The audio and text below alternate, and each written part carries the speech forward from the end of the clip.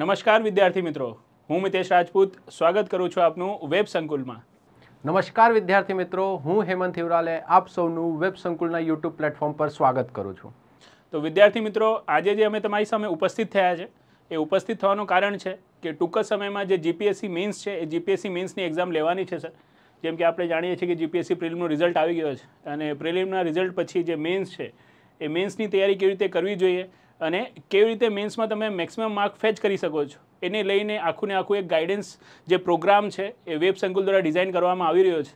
તો એ જ ગાઈડન્સ પ્રોગ્રામની તમને જાણકારી અને દરેક વિષયોની તૈયારી કેવી રીતે કરવી જોઈએ એને જ માહિતી જે છે એ જે આપણે તમને આ લેક્ચરમાં આપીશું. આપણને ખ્યાલ છે પ્રમાણે આ વખતે પ્રિલિમ્સનું જે કટ ઓફ છે એ પણ ખાસું ઊંચું રહ્યું છે અને એના પછી હવે મેન્સ આવવાની છે. તો આ મેન્સની તૈયારી કઈ રીતે કરવી, કયા કયા વિષયો છે, વિષયોની કેવી રીતે તમારે તૈયારી કરવી જોઈએ એનો એક આખો ફ્રી વર્કશોપ લઈને અમે આવી રહ્યા છીએ અને આ ફ્રી વર્કશોપ માટેની જે જાણકારી છે તમામ જાણકારી આજે મિતેશ સર અને હું મળીને આપને આપીશું. તો મિતેશ સર આપ. તો બેઝિકલી મિત્રો, જેમ કે આપ જાણો છો કે જીપીએસસી મેન્સ છે એમાં ટોટલ 6 પેપર આપણા હોય છે. 3 પેપર જે આપણા હોય છે સર લેંગ્વેજ અને એસએના હોય છે અને બીજા જે 3 પેપર હોય છે જીએસના હોય છે. અને અલ્ટિમેટલી આ રીતે જો તમે 3 પેપર અને 3 પેપરમાં સેગ્રીગેટ કરો તો સર 50-50% વેટેજ થઈ જતો હોય છે. અને આ 50-50%માં વેટેજમાં જો આપણે જોઈએ સર તો લેંગ્વેજ છે તો લેંગ્વેજ તો એક જ સબ્જેક્ટ છે. લેટ્સ સે કે ઇંગ્લિશ થઈ ગયું કે ગુજરાતી થઈ ગયું, પણ જ્યારે આપણે જીએસની વાત કરીએ તો મોર ઓર લેસ એમાં 8 to 9 સબ્જેક્ટ થઈ જાય છે. હા, લેંગ્વેજ તમે જ્યોગ્રાફી એક સબ્જેક્ટ ગણો પણ આપણે એન્વાયરમેન્ટને એક સબ્જેક્ટ ગણતા જ નથી. જો આપ એના સબસેક્શન ગણવા લાગો સર, એન્વાયરમેન્ટ સબસેક્શન ગણો ને આ બધું ગણો તો ઓલમોસ્ટ 9 to 10 સબ્જેક્ટ થઈ જાય છે. તો 9 to 10 સબ્જેક્ટ પ્રિપેર કરવા મળશે આપણને જીએસમાં અને લેંગ્વેજ આપણે બીજા 3 જે પેપર છે એના માટે પ્રિપેર કરવું પડે છે. તો શેના ઉપર વધારે ફોકસ આપવું જોઈએ અને કેવી રીતે આ પેપર્સની તૈયારી કરી શકીએ છીએ અને અમે તમને એમાં કેવી રીતે હેલ્પ આઉટ થઈશું એની જો અમે થોડી જાણકારી આપીએ તો સર હું તમને રિક્વેસ્ટ કરીશ કે જે બીજો આપણો પેજ છે એના ઉપર આપણે જઈએ. આમાં જે આપણું મેન્સનું ગાઈડન્સ પ્રોગ્રામ છે તો બેઝિકલી જેમ કે આપ જાણો છો સર કે આટલા બધા સબ્જેક્ટ છે હે ને, આટલા બધા પેપર છે તો બટ ઓબ્વિયસ છે બધા સબ્જેક્ટમાં એક્સપર્ટાઇઝ સર કોઈ એક પર્સનની નહીં થઈ શકતી. બધા પેપર્સ કોઈ એક જ ટીચર નથી ભણાવી શકતું. તો એક સશક્ત ટીમ વેબ સંકુલ દ્વારા જે છે રાઈટ એ તૈયાર કરવામાં આવી છે જે પૂરી આપને મેન્સની ગાઈડન્સ આપશે. અને સૌથી સારી બાબત સર આ મેન્સ ગાઈડન્સમાં આ છે કે એબ્સોલ્યુટલી ફ્રી મેગા વર્કશોપ છે સર. એક પણ રૂપિયો જે સ્ટુડન્ટ છે સ્ટુડન્ટ પાસેથી ચાર્જ નહીં કરવામાં આવે, રાઈટ.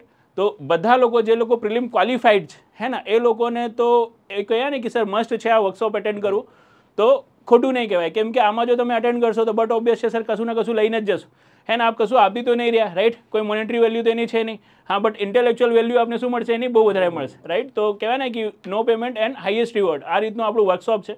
અને એ વર્કશોપનું જે આયોજન સર આખું કઈ રીતે અમે કર્યો છે એ વિશે તમે થોડી માહિતી આપો સર. યસ, તો જે પ્રમાણે મિતેશ સરે વાત કરી એ પ્રમાણે કે જોવા મળે છે એકદમ ફ્રી વર્કશોપ છે. આ ફ્રી વર્કશોપની અંદર ડેલી તમારા 4 આવરના 2 સેશન રહેશે, રાઈટ. મોર્નિંગમાં એક 8 to 12નો સેશન રહેશે, પછી આફ્ટરનૂન સેશન રહેશે. અને આ સેશન્સની અંદર જે પ્રમાણે સરે વાત કરી કે ગુજરાતી છે તો ગુજરાતીના પેપરની તૈયારી કેવી રીતે કરવી. હવે તમે જ્યારે સિલેબસની સામે જુઓ તો તમને ખ્યાલ હશે કે સિલેબસની અંદર 20 માર્ક્સનું ગ્રામર જોવા મળે છે.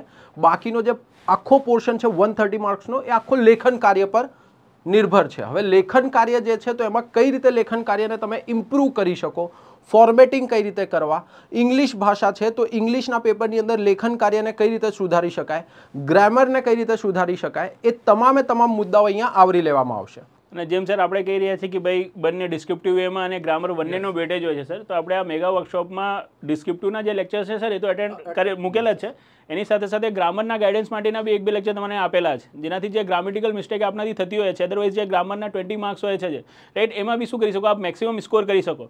અને બેઝિકલી સર ઘણા બધા સ્ટુડન્ટનો એવું ક્વેશ્ચન હોય છે ને કે ઇંગ્લિશ કેવી રીતે તૈયાર કરું, ગુજરાતી કેવી રીતે તૈયાર કરું. તો આપણે જ્યારે ભણાવતા હોઈએ રાઈટ ત્યારે આપણે આ બી કહેતા હોઈએ છીએ કે ભાઈ જો આ ક્વેશ્ચન તો સર સેમ જ લાઈક આ લોકો જીએસમાં જે ક્વેશ્ચન જોઈએ છે તો એનું ગુજરાતી હોય છે, નીચેનું ઇંગ્લિશ હોય છે. હવે કોઈ છોકરો ગુજરાતીમાં આન્સર લખી રહ્યો છે, કોઈ છોકરો ઇંગ્લિશમાં આન્સર લખી રહ્યો છે તો કન્ટેન્ટ તો સેમ જ હોય, ખાલી લેંગ્વેજ ચેન્જ થઈ જાય. સેમ વસ્તુ આ લોકોને આ બી કહેતા હોય કે ભાઈ બંને તમારા લેંગ્વેજના પેપર છે, ઇંગ્લિશનો પેપર હોય કે પછી ગુજરાતીનો પેપર હોય. હવે સર રિપોર્ટ રાઇટિંગ છે એનું જે ફરમાં તમે ઇંગ્લિશમાં યુઝ કરશો એ જ ગુજરાતીમાં યુઝ થશે. સ્પીચ છે તો સ્પીચમાં જે બાબતો તમે ધ્યાન રાખવાની હોય છે ઇંગ્લિશમાં એ જ આપણે ગુજરાતીમાં યાદ રાખવી પડશે. બસ ખાલી જે લેંગ્વેજ છે એ લેંગ્વેજ જ ચેન્જ થાય છે, શબ્દ જ આપના બદલાશે, બાકી આખું જે કન્ટેન્ટ હોય છે કન્ટેન્ટ તો શું હોય છે સેમ જ હોય છે.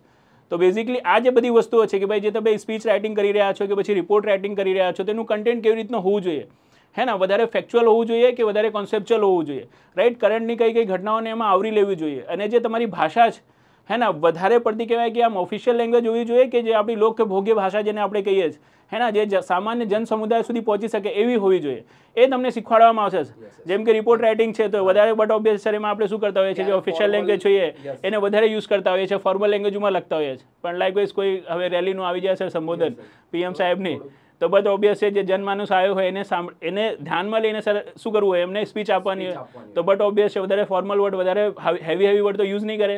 અમુક એવા સ્લોગન યુઝ કરશે જેનાથી શું થઈ શકે, જે જનમાનસ છે ડાયરેક્ટલી કનેક્ટ થઈ શકે. તો એની અકોર્ડિંગલી શું હોય છે, જે સ્પીચ છે સ્પીચ આપણી ડિસાઇડ થતી હોય છે કે ભાઈ આપણે સ્પીચ ક્યાં ડિલિવર કરવાનો છે. સામે જો ઇન્ટેલેક્ચ્યુઅલ ક્રાઉડ બેસેલો છે, રાઈટ, લાઇકવાઇઝ કોઈ સાયન્સ માટેનું શું છે સેરેમની છે, એનું કોઈ શું છે ઇવેન્ટ છે, તો બટ ઓબ્વિયસ એમાં બધા ઇન્ટેલેક્ચ્યુઅલ પર્સન આવેલા હોય તો એના માટેની સ્પીચ અલગ હોય. અને આવી કોઈ જન સમુદાયની રેલી હોય જેના ઉપર વધારે આ લોકો સ્પીચ આવી જ પૂછતા હોય છે કે કોઈ રેલીમાં કોઈ આયોજનમાં શું થયા છે, પીએમજી ગયા છે કોઈના કોઈ સર ઉદ્ઘાટન કરવા માટે અને એના માટેની સ્પીચ લખો, તો એના માટેનું કેવું આપનું કન્ટેન્ટ હોવું જોઈએ એ રીતનું આપને શીખવાડવામાં આવશે, રાઈટ. તો કહેવાય ને કે આમ સીધું જે બુક બેઝ સ્ટડી છે, ઘણા બધા લોકો શું કરે સર કે ભાઈ અલગ અલગ પબ્લિકેશનની બુક આવે છે, ફસાઈ પણ જતા હોય છે. આપણે નામ તો નહીં લઈએ કોઈ પબ્લિકેશનનું જીવનમાં, બટ સીધું ત્યાંથી જે ફરમા મળે છે એમને એ જ ગોખી છે અને ટ્રાય કરે છે કે એની જે શું કરે ત્યાં જઈને એક્ઝામમાં રિપીટ કરે અને સારા માર્ક ફેચ કરી લે. બટ એ પોસિબલ જ નથી સર, હે ને. લેંગ્વેજ તમે કેવી રીતે ગોખી શકો છો, હે ને, એ થોડું વિચાર તો કરો તમે, રાઈટ.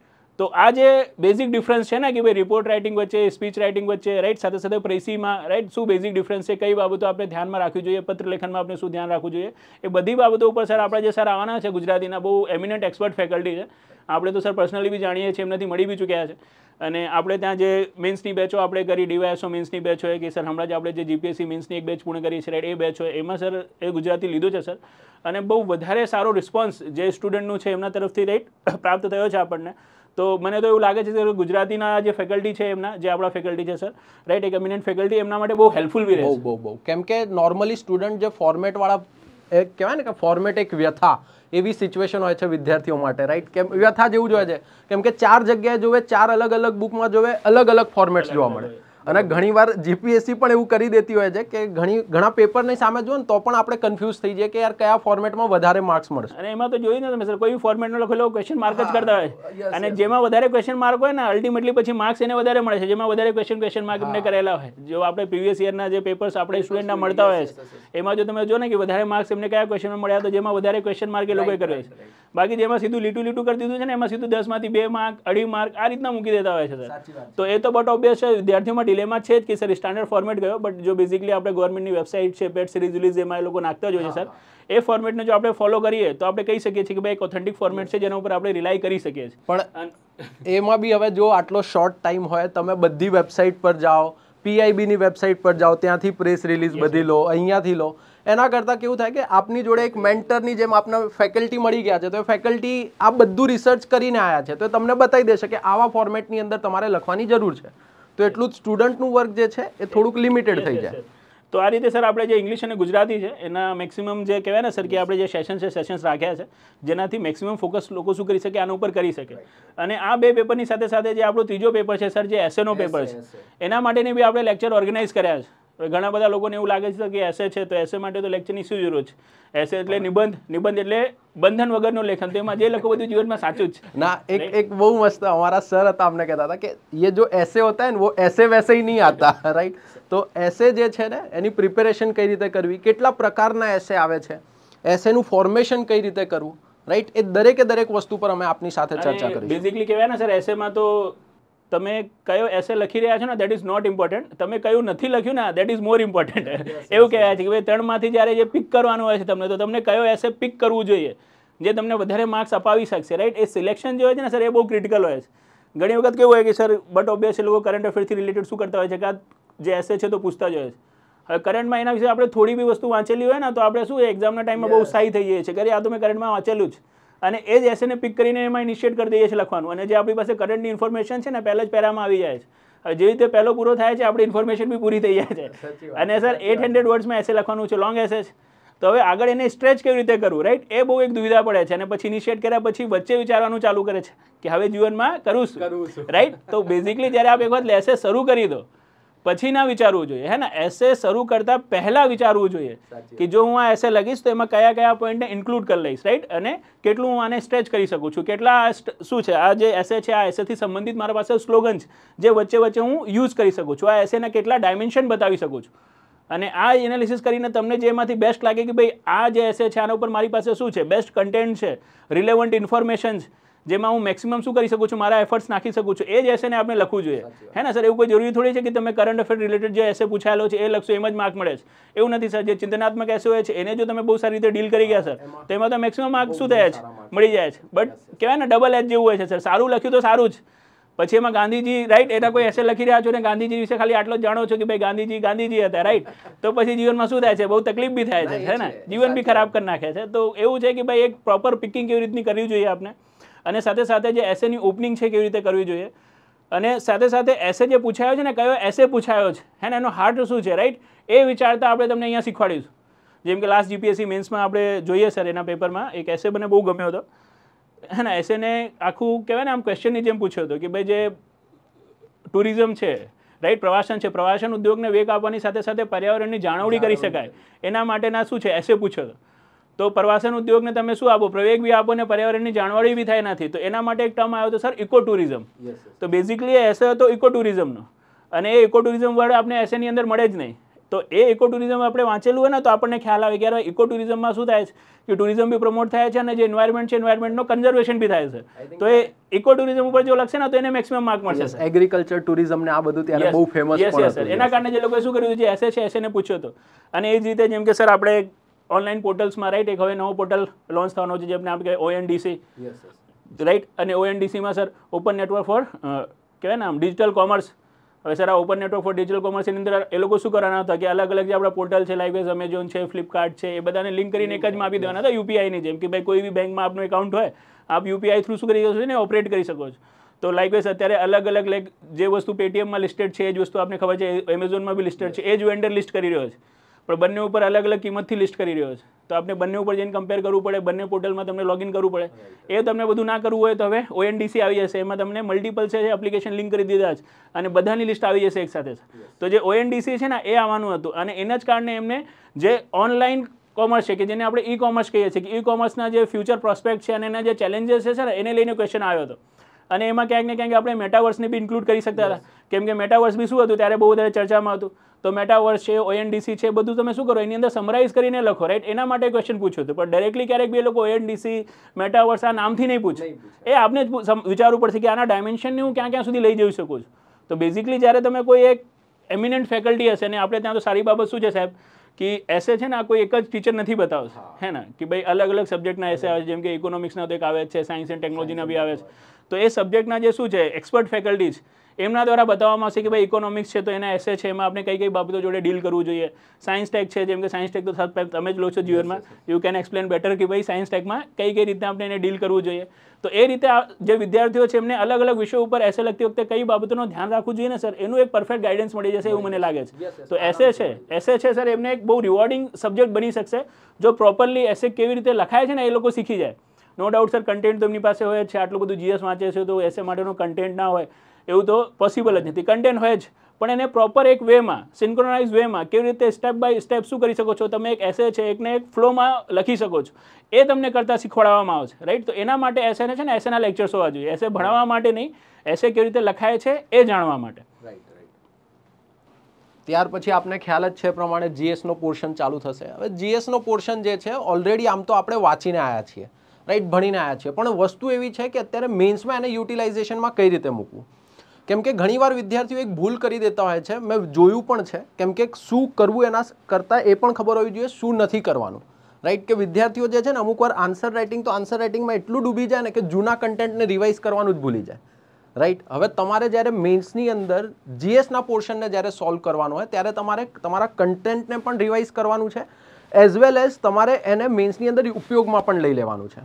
જેમ કે GS 1નું પેપર આવે છે જેની અંદર તમને ખ્યાલ છે હિસ્ટ્રી એક વિષય આવશે, કલ્ચર આવશે, જ્યોગ્રાફી આવશે. તો આપણે એના પણ સેશન રાખેલા છે કે હિસ્ટ્રી જે છે, કલ્ચર જે છે, જ્યોગ્રાફી છે, એની અંદર કઈ રીતે તમારે GSને યુટિલાઇઝેશનમાં મૂકી લેવાનું છે for the mains perspective, right. એના પછી GS 2નું પેપર આવશે, GS 3ના પેપર જે છે, GS 2ની અંદર તમને ખ્યાલ હોય તો ઇન્ડિયન કોન્સ્ટિટ્યુશન જે છે, રાજ્ય વ્યવસ્થાનું જે આપણું પેપર છે, પબ્લિક એડમિનિસ્ટ્રેશન છે, એથિક્સ છે.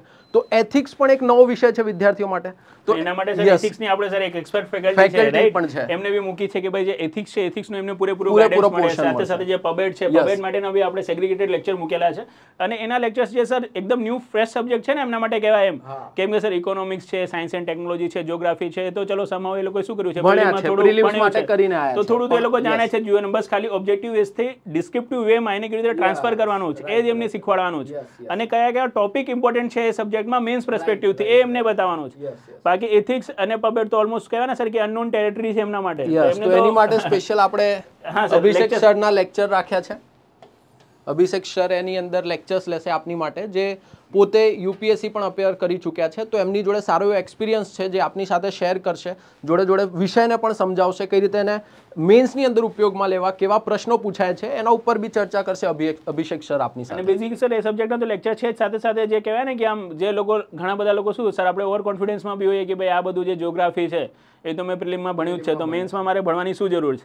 બટ એ એમને બતાવવું પડે કે બંનેનું નેચર અલગ છે સર. પ્રિલિમ છે તો પ્રિલિમ તો ઓબ્જેક્ટિવ નેચરની એક્ઝામ છે અને ઓબ્જેક્ટિવમાં તો શું હોય, ફિક્સ આન્સર હોય, આ લખશો તો માર્ક મળશે, નહીં હશે તો જીવનમાં 0 સન્નાટા. પણ જ્યારે વાત આવે છે કોની, મેન્સની, તો મેન્સ તો સબ્જેક્ટિવ એક્ઝામ થાય છે અને સબ્જેક્ટિવમાં આન્સર ફિક્સ હોય થઈ નહીં શકતો રાઈટ. પર્સન ટુ પર્સન શું થાય છે, આન્સર વેરી થાય છે.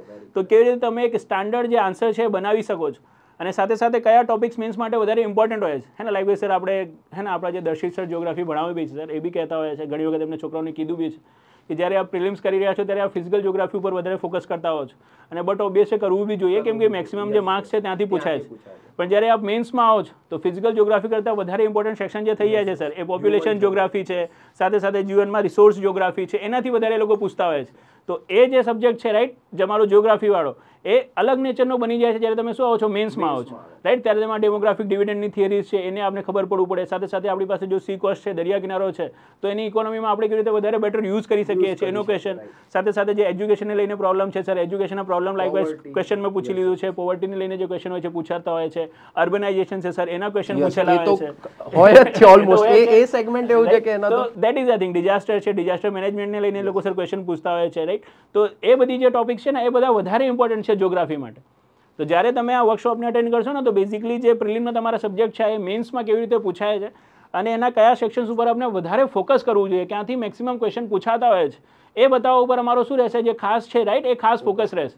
બાકી બટ ઓબ્વિયસ અમને બી ખબર છે કે ભાઈ હિસ્ટ્રી છે, જ્યોગ્રાફી છે રાઈટ, એની સાથે સાથે જે પોલિટી જેવો તમારો ખાલી એક સબ્જેક્ટ છે રાઈટ કે સાયન્સ એન્ડ ટેકનોલોજી છે, તમે ઘણું બધું પ્રિલિમમાં કર્યો છે તો મેન્સમાં બટ ઓબ્વિયસ છે એટલા બધા લેક્ચર્સ તમને એટલી જરૂર નહીં પડે, સબ્જેક્ટને એમને ઝીરોથી શીખવાડવું નહીં પડે ને. લાઈક આપણી સ્પેસ ટેકનોલોજી છે, science and technology, just application base છે, એના કરતા પડશે આપણે થિયરી બનાવવા જઈએ એમાં કે ભાઈ આટલા ટાઈપની ઓર્બિટ છે અને એનો ડિસ્ટન્સ ને એ બધું, તો ક્યાંક ને ક્યાંક ટાઈમ સ્ટુડન્ટનો કિલ થશે. તો એ કોઈ બિલકુલ ટાઈમ કિલ ના થાય. આપ મેન્સ માટે આવી રહ્યા છો અને એમાં સેગ્રીગેટલી એ જ સ્ટુડન્ટ રહેશે જે લોકો પ્રિલિમ પાસ કરી ચૂક્યા છે. તો એક ક્વોલિટી ક્રાઉડ છે રાઈટ, એ ક્વોલિટી ક્રાઉડને ધ્યાનમાં રાખીને જ જે લેક્ચર છે લેક્ચર અમે ઓર્ગેનાઇઝ કરીએ છીએ જેનાથી બિલકુલ તમારો 1-2 મિનિટ વેસ્ટ ના થાય અને એકદમ ઇફેક્ટિવ વેથી જે તમારી જે પ્રિપરેશન છે ને પ્રિપરેશન થાય એના માટે અમે ખાસ શું છે પ્રયાસરત છીએ.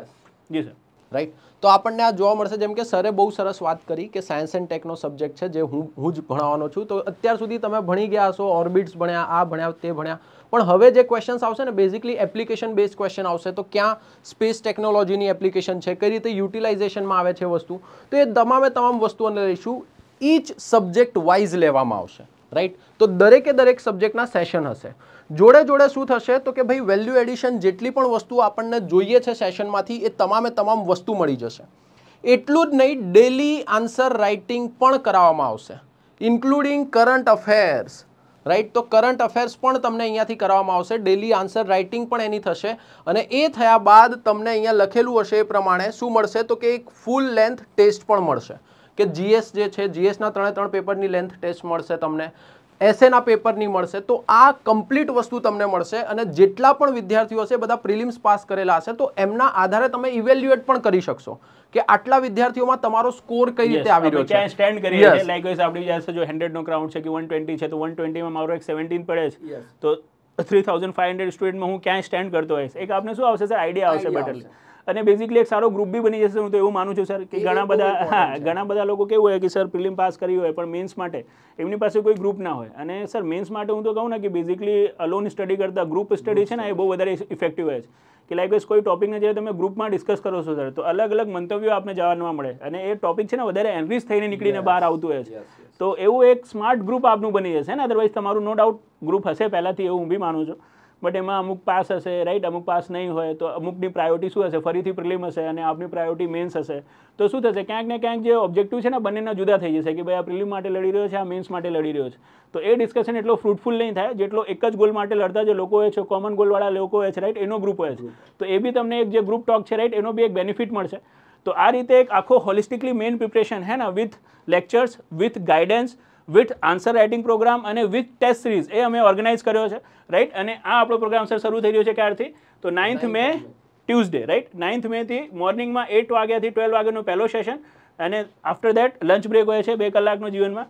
તમે ખાઈ વહી લો અને ફરીથી પાછા આવો અને 2 થી 6 શું થશે, આપનો બીજો સેશન થશે. આ રીતે રોજ 8 અવર્સના અમારા સેશન થશે. એના માટેના રજિસ્ટ્રેશન પહેલાંથી જ ઓપન થઈ ચૂક્યા છે. હોપ્સો આ બધાએ રજિસ્ટ્રેશન કરાવી લીધું હશે અને જો નહીં કરાવ્યું હોય તો રજિસ્ટ્રેશન કરાવી લેજો. સર રજિસ્ટ્રેશન કરાવવું મસ્ટ છે, એના વિશે થોડી એ લોકોને માહિતી આપી દો સર. તો રજિસ્ટ્રેશન કરાવી લો. આ રે અમારા નંબર્સ, આ નંબર્સ પર કોન્ટેક્ટ કરી દો. જો ગાંધીનગરમાં જ રહો છો અને અમારા સેન્ટરની મુલાકાત લઈ શકો છો તો આજે જ સેન્ટર પર આવો અને પોતાનું રજિસ્ટ્રેશન કરાવી દો.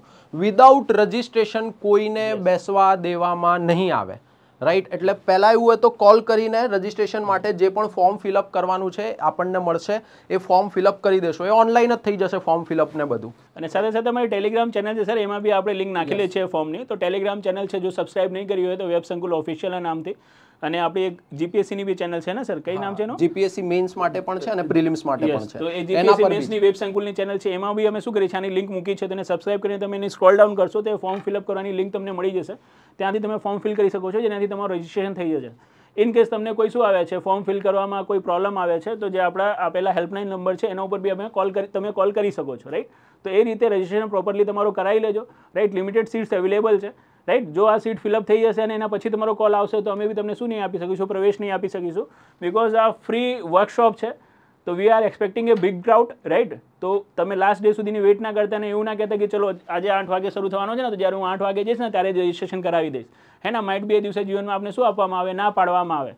તો ટ્રાય કરજો કે પ્રોપરલી તમારું રજિસ્ટ્રેશન કરાવીને તમારી સીટ અશ્યોર કરી લેજો અને એના જ પછી જીવનમાં શું કરજો, આપણું જે આ ગાઈડન્સ પ્રોગ્રામ છે, ગાઈડન્સ પ્રોગ્રામમાં આવજો, રાઈટ સર. યસ. તો this is all about our men's mega workshop. Sir બીજું કાંઈ આપણે એડ કરવા ઈચ્છતા હો તો? આટલી ઇન્ફોર્મેશન છે. બાકી તો તમને કહીશ આવો વર્કશોપમાં આવો એટલે બાકી આપણે બધા subject wise complete detail discussion કરીશું.